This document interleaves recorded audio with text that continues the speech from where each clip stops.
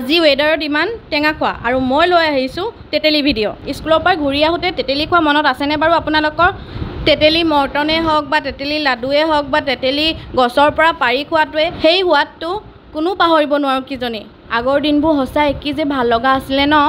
আপোনালোকে গম পায়নে তেতেলীৰ পৰা যে বহুতো হেল্থ বেনিফিট পোৱা যায় আৰু এই গৰমত খায়ো ভাল লাগে টেঙা অকণমান দিয়কচোন, নহয়নে বাৰু? তেতেলী লাডু বনাই এটালো আৰু এনেকৈ যদি আপোনালোকে থৈ দিয়ে নহয় বনাই মেলি তেতিয়া খাব পাৰিব গৰম দিনত। আৰু লগতে আপোনালোকে যিসকলৰ প্ৰেছাৰ আছে হাই প্ৰেছাৰ তেওঁলোকেও খাব পাৰিব। আমাৰ আব্বাই আমাৰ ঘৰত এনেকৈ তেতেলী আনি থৈ দিয়ে।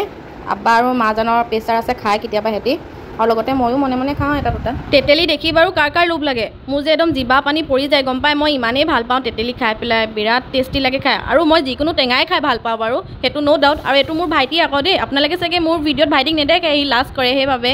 যিকোনো বস্তু আকৌ অধিক মাত্ৰাত খোৱাটো ভাল নহয়, সেইকাৰণে আপোনালোকে জোখতে খাব। আজিলৈ আহিছোঁ, আকৌ লগ পাম অন্য এটি ভিডিঅ'ত। বাই।